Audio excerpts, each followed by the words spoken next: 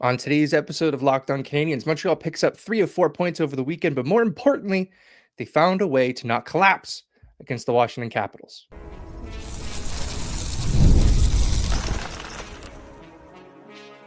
You're Locked On Canadiens, your daily podcast on the Montreal Canadiens, part of the Locked On Podcast Network, your team every day.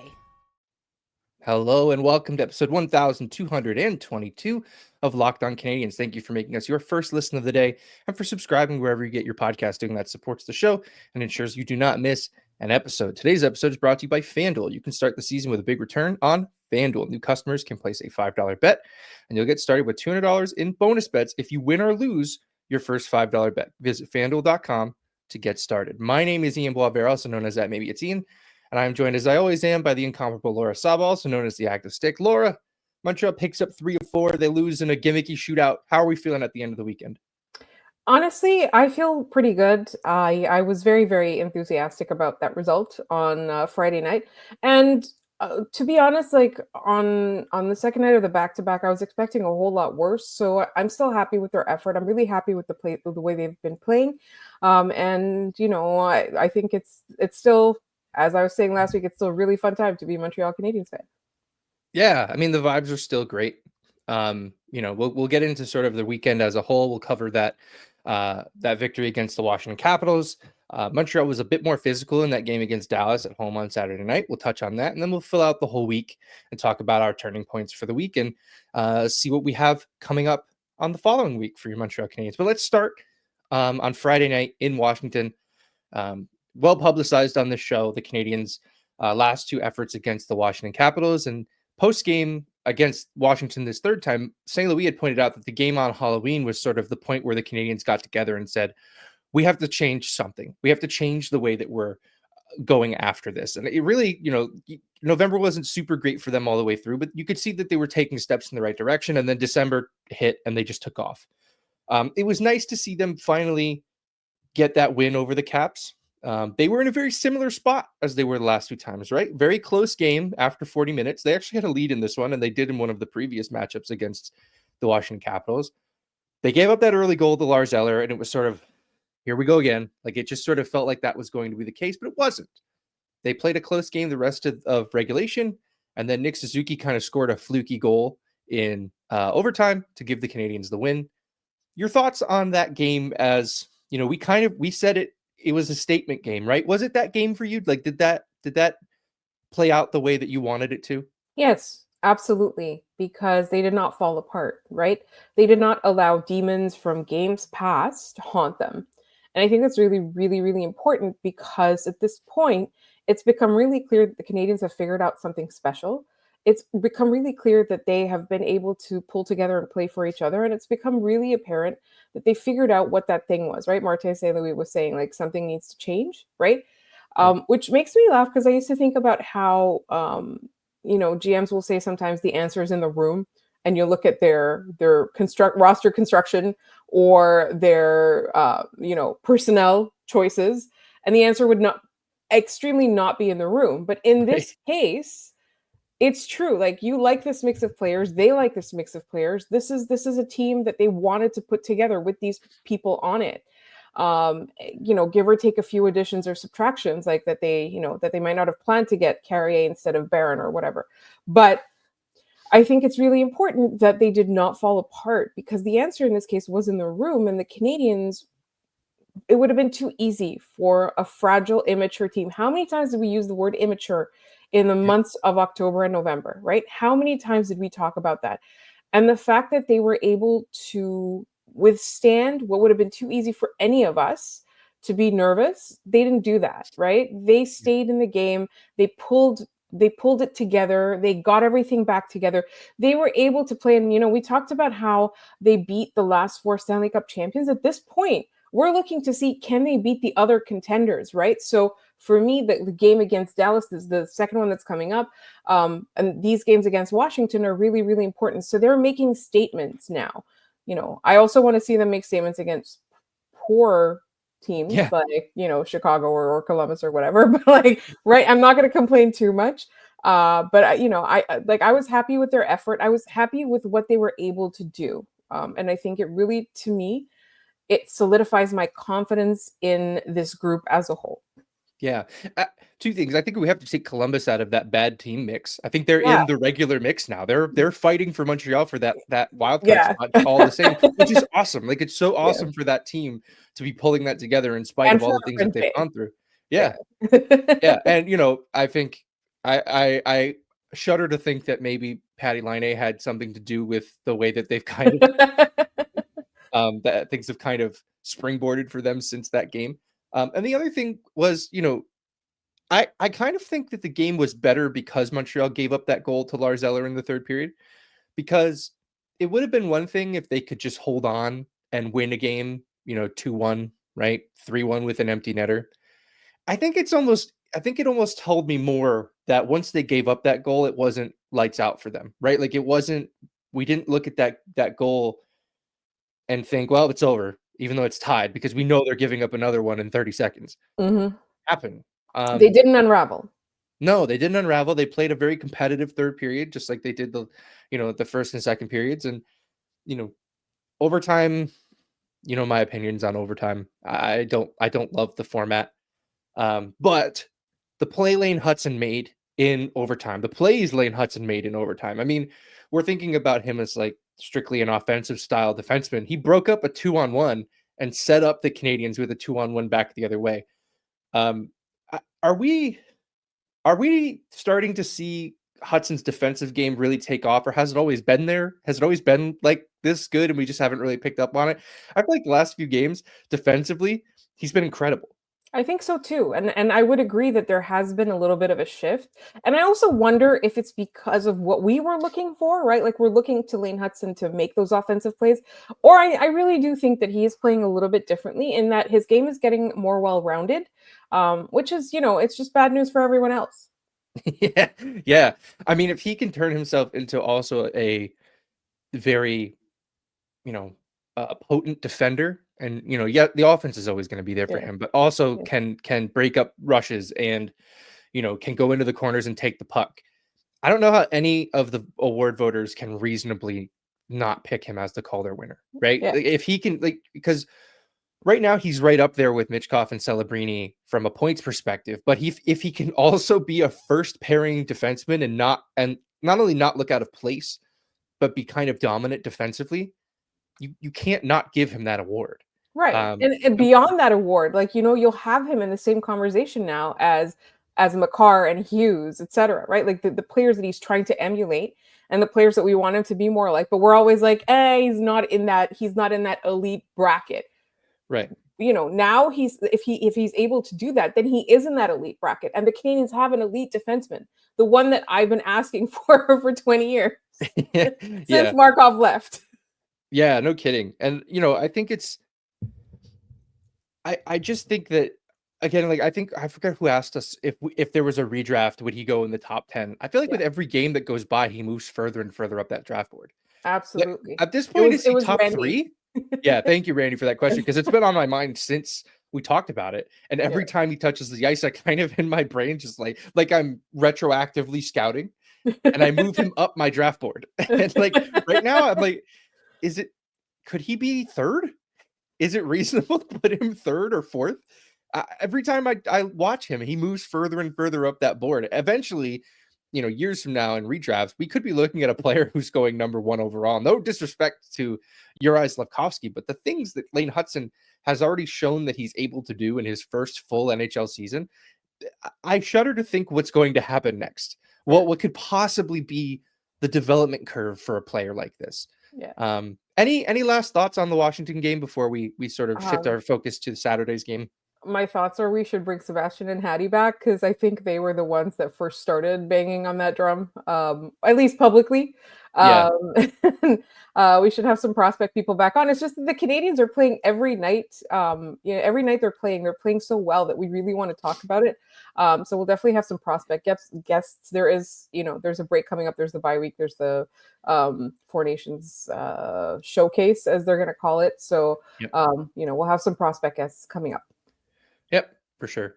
And I think, it's funny you mentioned Sebastian. I still see in my head the video of him being so excited that Lane Hudson was picked by the Montreal Canadiens, that he got to that point and that he ended up in Montreal. I see Sebastian's video of him being, just over the moon that Hudson got to that point. So it's so nice, like, for people, we're rooting for Sebastian and Hattie, obviously, and for them to nail a prospect like that. It's good It's stuff really all nice. around. Yeah. Yes, All right. absolutely. We'll close on that game against Washington, and we'll shift our focus to Saturday night's game against Dallas, a 2-1 shootout loss to the Stars. But we'll talk about what the Canadiens did well in that game and what we can take away from potentially their physical game that they showed against Dallas. And we'll get into all that in just a minute. From big upsets to game-winning drives, the NFL playoffs are better with FanDuel, because right now new customers can bet $5 and get $200 in bonus bets guaranteed. That's $200 in bonus bets, win or lose. The FanDuel app gives you everything you need for live bets, same-game parlays, and so much more. With the playoff field locked and already underway, it's time to start thinking about who can win it all this year. Maybe you like the Chiefs to three-peat at plus 350. Or now that my Chargers are out, maybe the Texans can go all the way at plus 5,000. Just visit FanDuel.com to join today and get started with $200 in bonus bets. That's FanDuel.com. Make this playoff season unforgettable with FanDuel, an official sportsbook partner of the NFL. Okay, we are back. And just like the Canadiens in the second half of a back-to-back, we are talking about the Dallas Stars game. Funny enough, and there's a segue to this in our trivia later on, but this was the first ever shootout between the Montreal Canadiens and the Dallas Stars. It had never happened to this point. Dallas takes it 2-1. Montreal loses a game against one of the top teams in the NHL. Montreal admittedly didn't have a great first period, but due to the strong play of Sam Montembeault, the Canadiens lost a game they never trailed in. There was never a moment in that game where they were chasing the play. They were behind. That's just how Gary Bettman's hockey league functions, is you can win games even though you've never led in them. Yeah. What's on your mind at the end of that game? Because looking at Blue Sky after the game and talking with Canadiens fans, the Suzuki missed in the shootout, and it seemingly everybody jumped on to be like, game was still sweet. They took 3 or 4. Who cares? Yes. That is how I feel, but I did want to point out too what the Canadiens did, because this was the second night of a back-to-back with travel, right? And any team, we know the Canadiens have been pretty good lately as on in those occasions, but earlier in the season or any game, an average team will always be struggling on that second night. There will always be a point where they feel like they're playing in mud, and I think what was evident was in the first period they did not have the puck a whole lot, right? But I really liked how they responded, in that they still were able to muster up energy and use their body a lot. I'm not going to go ahead and credit physicality with winning that game, or losing that game, or whatever, getting to a shootout. But I did like seeing that, and I did like seeing that they're not afraid when the occasion calls for it, right? Because all along, when we talk about physical play, like, if you're playing that physically, oftentimes you don't have the puck. But they're able to do that now. And that's something that I don't know that I would have said about these Canadiens when the season started. Can they really bring the body? There's a couple of players that I could rely on to do it, but I felt like everybody was just hitting everything that moved. And so I liked that they did not shrink away. I liked that they did not give in to the lethargy or the tiredness or whatever. And they were behind the play, but they never counted themselves out of the game. And I think that's really important. Yeah, only 5 Montreal Canadiens did not register a hit in that game. Cole Caulfield, Nick Suzuki, surprisingly. I mean, he's been throwing the body as much as anybody. Christian Dvorak, Yoel Armia, Lane Hudson, of course, and David Savard, first game back from injury. That makes sense. Juraj Slafkovsky led the way with 7 hits. People have been saying that, you're seeing it from fans and some media that Slafkovsky needs to play more physically. Well, I think he's trying. He's putting his body through guys. I agree with you that, I think a lot of people got very excited seeing the hit number, especially after the first period. It was like 20 something to 2. Yeah. And to me, if you're hitting too much, it means you don't have the puck. It means you don't have the puck. It's like, wow, Sam Montembeault stood on his head. He made 20 saves in the first period. yeah, the Canadiens never had the puck. Like great for Sam. It's cool. He got the opportunity. He made a lot of really, really tough saves in that first period. It could have been ugly really fast.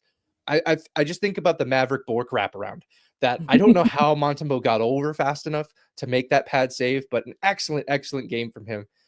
In a new mask, by the way. The mask looks sharp. I like Yeah. Sam Montembeault's new Yeah. mask. Goalies like rarely change their equipment because they're kind of very superstitious. So it was weird to see a goalie do that mid-season, but also play really well with that new mask. So that was cool. But yeah, I think that physicality is cool. It means that Montreal can, and I talked about this, I think on the last episode or a couple episodes ago, Montreal can play any way you want them to. Right.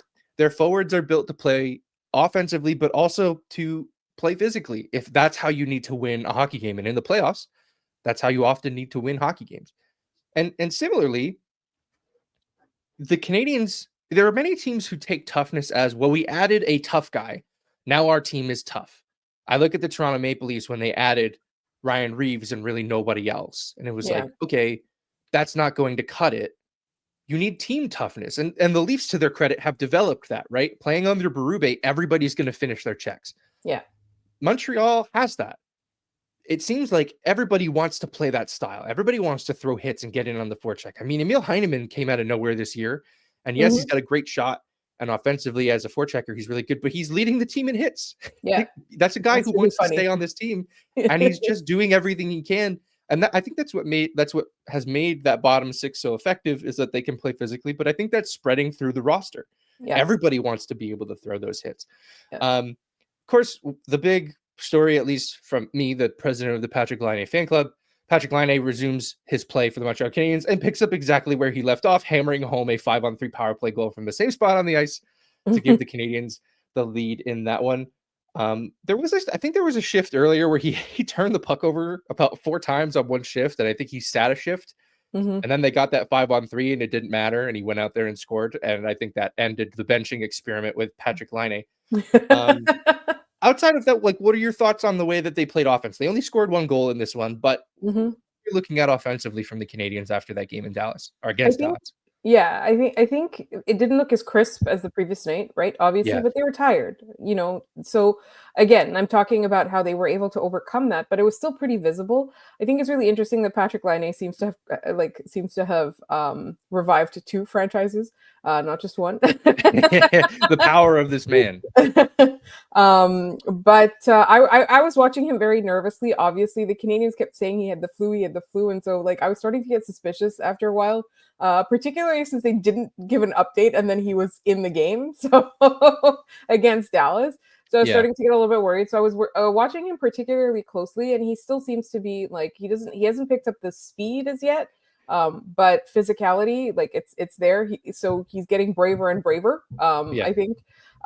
So overall in that game, I felt that the Canadiens, when they controlled it, they were good.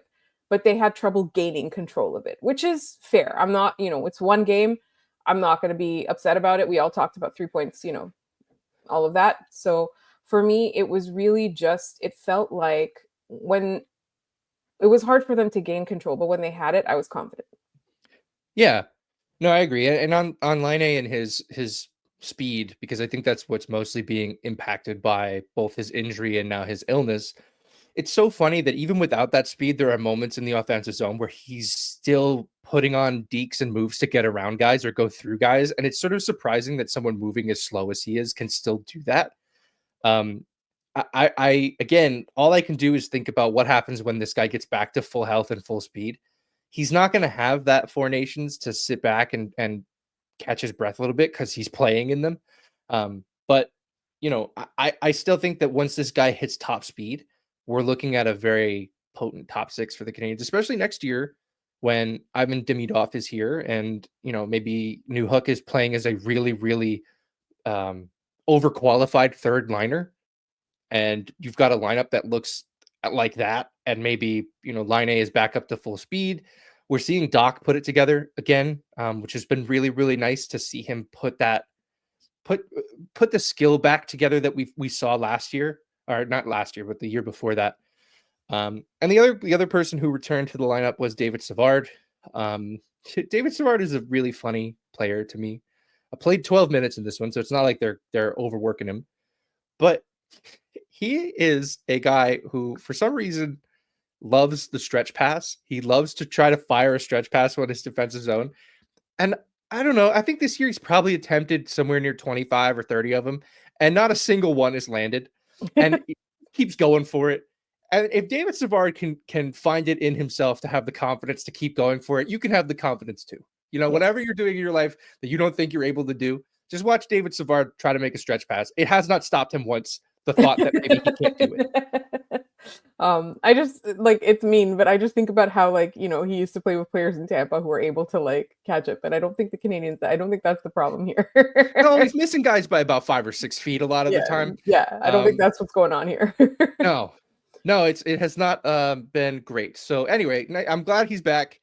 The team really loves that guy. I think his defensive zone play is fine for what he is, especially if he's only playing 12 minutes a night. You can't really complain about a guy giving you 12 minutes of third pair defense and the occasional penalty kill. So good to see him back. We're always wishing good health on these guys. All right, we're going to cut that segment there. And when we come back, we're going to talk about the week as a whole and maybe some of the turning points that occurred over the course of the week. And we'll get into all that in just a minute. Did Rocket Money help you find any subscriptions you forgot about or that you were paying for twice? That definitely happened to me. I had a few subscriptions that I didn't even realize I was still paying for, and Rocket Money has made it so easy to track them all down. It's like having a personal assistant for your finances. Rocket Money is a finance app that helps find and cancel your unwanted subscriptions, monitors your spending, and helps you lower your bills so you can grow your savings. It brings everything together in one place, whether it's your subscriptions, your spending habits, or even the goals you want to hit this year. Rocket Money has over 5 million users and has saved a total of $500 million in canceled subscriptions, saving members up to $740 a year when using all of the app's premium features. For me, one of the best features is the subscription tracker. I've used it to cancel services I wasn't using anymore, and I've already saved a ton. Plus, with their goals feature, I've been able to automatically set aside money for my future, so there's no more stressing about budgeting every month. Cancel your unwanted subscriptions and reach your financial goals faster with Rocket Money. Go to rocketmoney.com/lockedon today. That's rocketmoney.com/lockedon. rocketmoney.com/lockedon. All right, we are back, and we have to talk about the week as a whole. Going back into the week even before this last one, Montreal's had 4 games in a row go to overtime. So it would be nice if next week maybe we don't get some of those, especially since we have a 9 o'clock Eastern and an 8 o'clock Eastern start. Some early games would be really appreciated. So Marty, if you could kind of put your foot on the gas late in the third period to help us out, that would be greatly appreciated. But the Canadians go 2-0-1 this week, no regulation losses. So again, having a 0 in one of those columns that is not the wins column is we're moving in the right direction for the Montreal Canadiens. If I were to show you these 3 games later on in the year, like in April after the dust has settled, what are you remembering about this week for your Montreal Canadiens? I think the biggest one for me is going to be winning against Washington, 100%. Yep. I think that's the biggest takeaway. But I also think with this irregular schedule, the last couple of weeks, the Montreal Canadiens have still been able to stay in the game until and after the very last second. Yeah. So with a team that's going up, they're not always going to be dominating and winning every game 6-1 or whatever it is, but they're never counting themselves out. So I think for me, when I look back at the end of the season, like these 2 weeks, that's what that says to me, is that they never counted themselves out. Also, obviously, Jakub Dobiš, lots of credit to him. Right? Yeah. So, particularly since Montembeault had a little bit of a meltdown. But he recovered. Recovered. He did not let that bother him. He played an incredible game against Dallas on Saturday. Yeah. And it's really disappointing they could not get him the win in that game. He was so good. Yes, absolutely. At the other end of the ice, though, Jake Ottinger also had a great game for Dallas. Like, that was a really fun goaltending duel looking back on it. And it could be a Four Nations preview. I doubt that Ottinger is the starter for the United States, not because he's not good, but just because they have a guy named Connor Hellebuck. I don't know if you've heard of him. He's very good, which is a shame because I think that would be a fun matchup to see again. Those guys seem to rise to that occasion. For me, this week kind of illustrated that maybe the Canadians have figured out how to play 3-on-3 overtime. As much as we don't like it. Yeah, 2 shootouts in that stretch of 4 games where they went to overtime against Colorado and against Dallas. But the Vancouver game, they went to overtime and they had a power play. That certainly helps. But we've seen the Canadiens get the power play in overtime and do nothing with it. So, the fact that they were able to, I think, really simplify that power play against Vancouver.